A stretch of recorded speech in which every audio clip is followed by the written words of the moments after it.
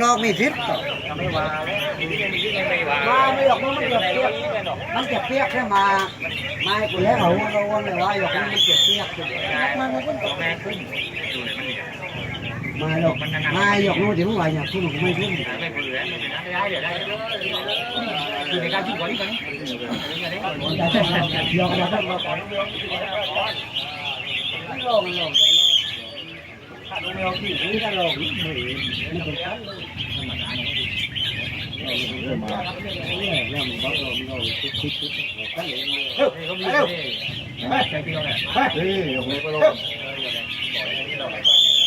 ผมเรียกตาวันเลยต้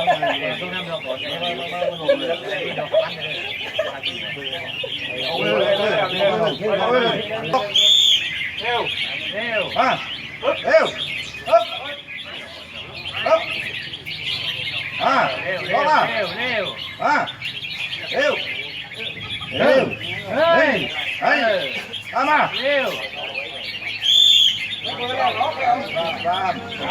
แม่ถึงไม่เบื่อ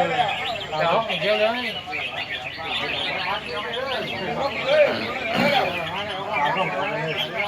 คนเราเลย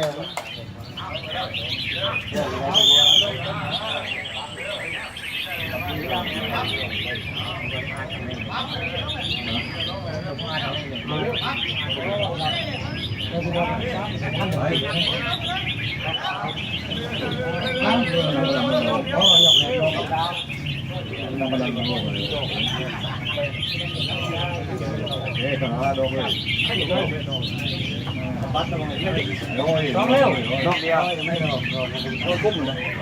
เราไม่ทำอะไร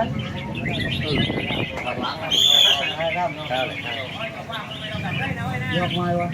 อ๋อลงมาบอกว่ากำลังแบบที่แบ่งวันข้าวที่มีตัวเลี้ยงเลยอันนี้หมักว่าได้ก่อนเลยเบอร์ชนจริงไหมล่ะชิงลายลงมาอ๋อสรุปว่าตอนนี้คือหลอมแรกปุ๊บคนนั้นเดี๋ยวขอบแปดดอกก่อนข้ามไปเลย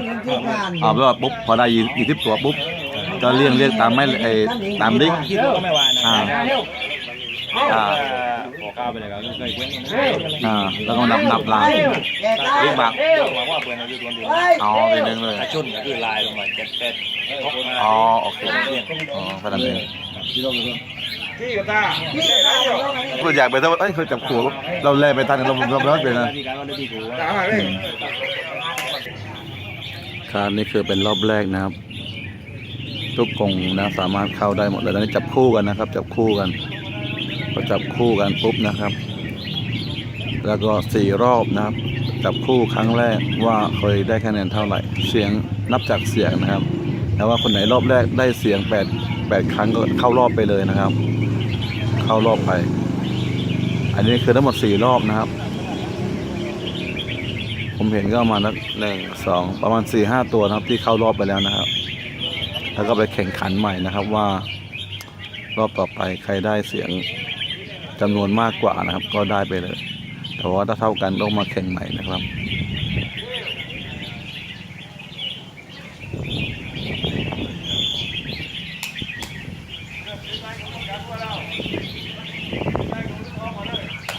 นี่เข้ารอบแล้วนะครบ8แล้วนะก็คือมีการพับฉลากมานะครับเข้ารอบแล้วขณะนี้รอบที่4นะครับกรรมการ2 คนครับเวียนไปเวียนมา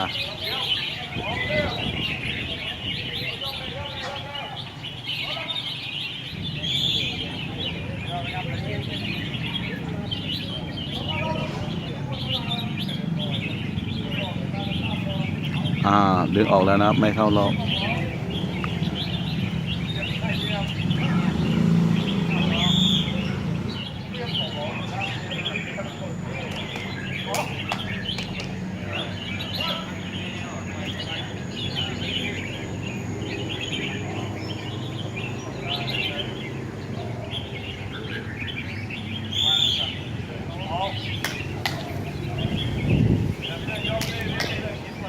สำหรับคนที่ไม่เข้ารอบดึงออกไปนะครับนี่รอบสุดท้ายนะครับ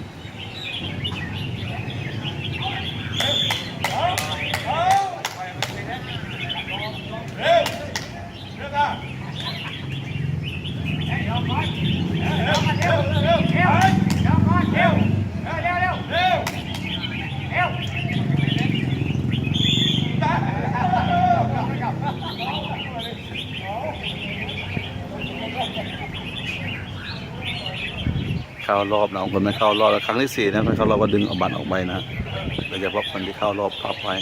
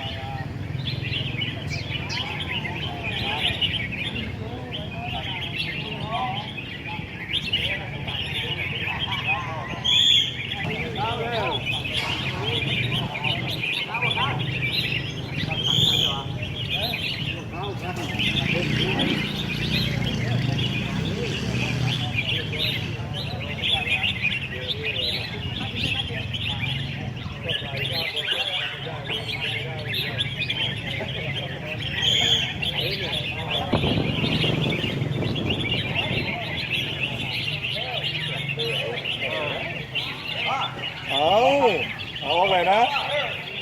คำเดียวอันเลยคำเดียวอันเลยนี่มันเอาเจ้า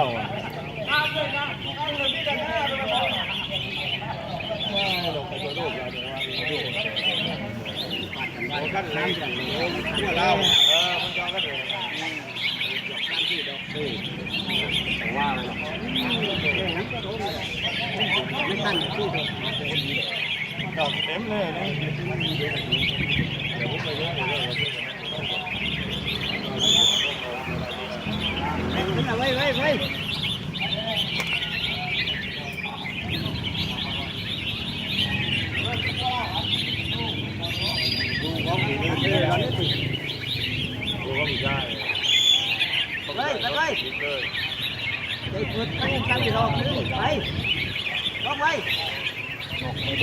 ก็มีจ่ายไม่ได้เลยก็มีจ่ายก็2ไป3ไปไม่สั่นเลย3ไว้แก๊บตัดกี่ดอกอ่ะ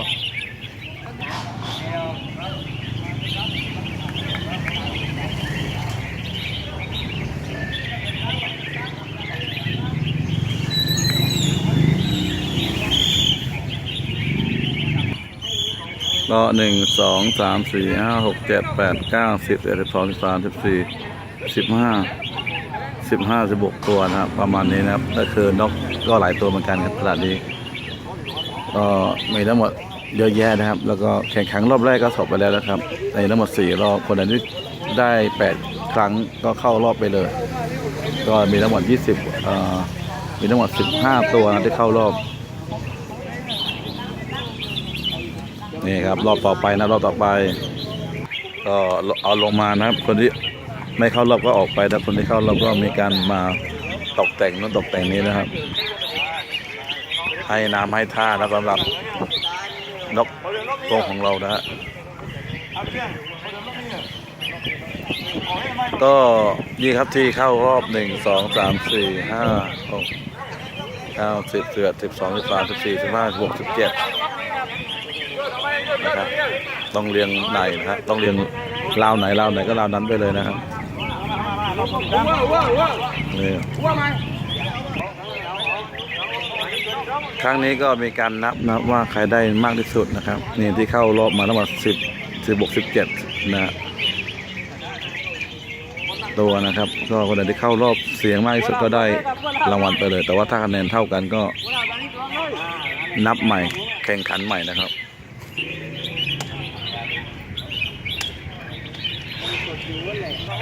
รอบต่อไปก็มีการนับดอกนับครั้งนะครับนับดอกนับครั้งนะครับนับดอกนับครั้งเหมือนกันนะว่าใครจะได้มากกว่ากันนะครับ1 2 3 4 5 6 7 8 4 15 16 17 18 19 20 21 22ตัวนะครับที่เข้ามารอบชิงนะครับรอบต่อไปรอบนี้นะครับ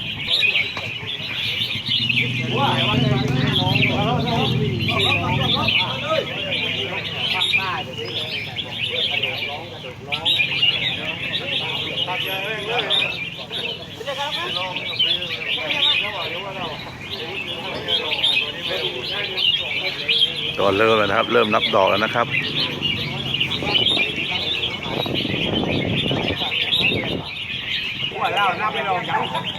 รอบนี้นะครับถ้าใครไม่ร้องนะคงจะอดนะครับ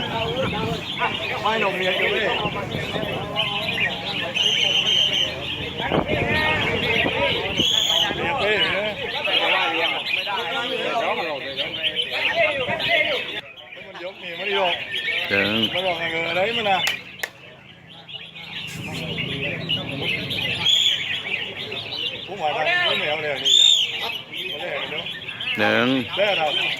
นึ่งแล้วตัวแรกครับตัวแรกนะครับรอบนี้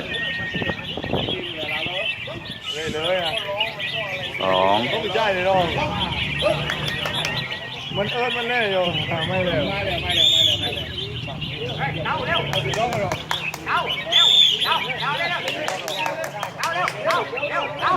นี่คือยาว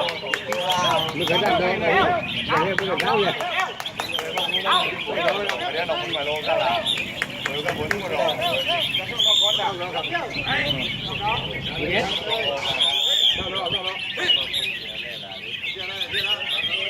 ลี้ยงนี่ก็พุ่งลงเลยพุ่งหมุนยกมาไม่ลงนี่ก็หมุนท่านี้รับลงแล้วแล้วเลี้ยงเลี้ยงแล้วก็หมุนไม่ลงตัวที่4นะครับ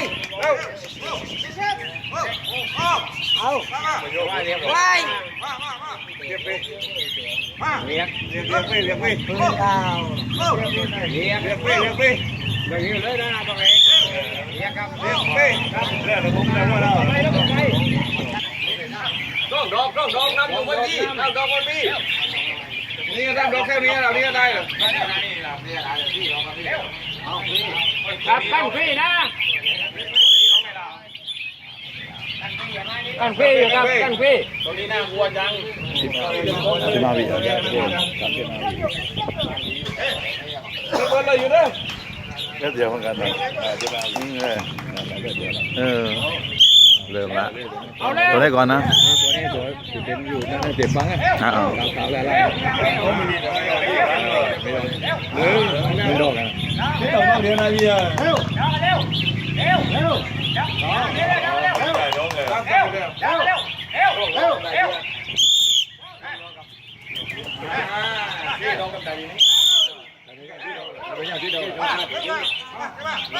เอาสิเรากำลังนำอยู่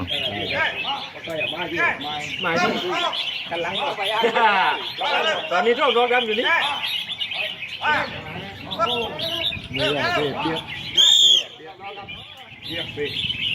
ทีนี้จริงครับ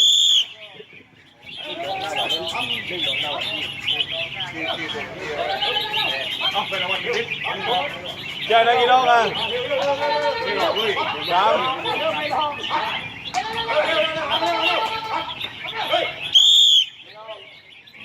15 วินะครับจนขันลงพื้นนะครับ15 วิถึง ก็เกมาเร็ว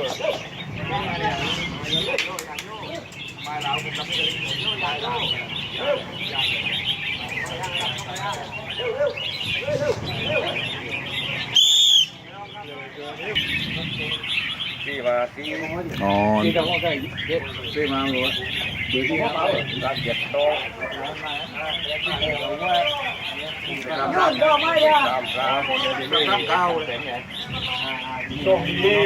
นี่ครับคณะกรรมการคดี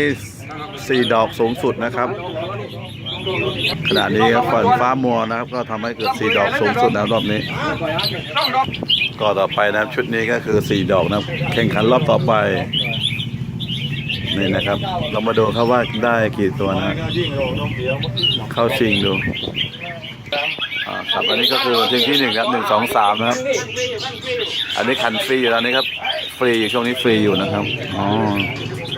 คือที่ผ่านมาเขานะคะแนนสูงสุดนะ4 ดอก4 ลิกนะคะแนนเอาเริ่มแล้วนะครับตัวแรกก่อน1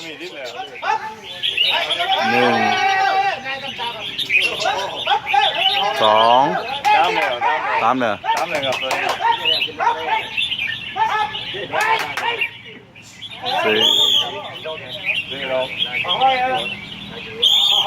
เอาตัวต่อไปนะตรงกลางเบอร์40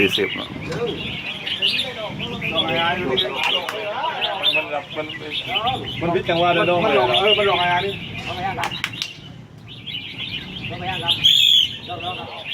มันลงอะไรอยู่แล้วเขามันมันลงพิจจังว่า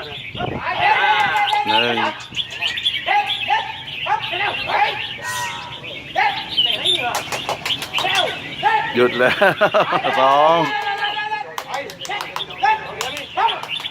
2แล้ว2 1 2 3เรียงเลยนะครับได้เลยนึงลงน้ำ ต่อ เดี๋ยวเรียมหลอกนี่เดี๋ยวหลอกแล้วตายมันโดนเราไปเดียวน้ำมัน78นะครับ1 2 3เรียงเลยนะตัวก็1 2 3ก็ไปหมดแล้วครับนี่4 5 6 7นะครับท้ายรางวัลนะครับสำหรับคนที่2 ดอกตอนแรกนะฮะร้านนี้ฟรีอยู่นะครับเริ่มแล้วนะครับ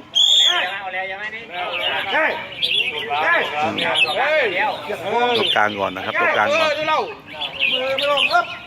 ต้องตายิงกันเลยต้องตายิงกันจะป่วยมา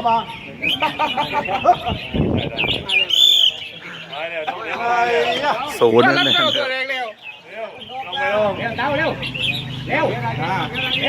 นี่นะ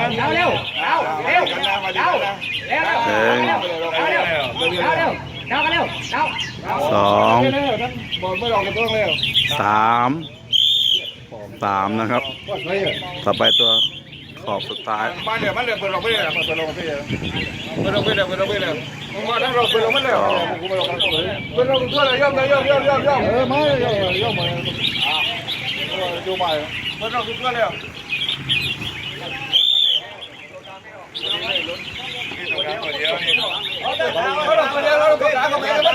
ก็จบการแข่งขันแล้วสำหรับสนามมิตรภาพนะครับที่ซอย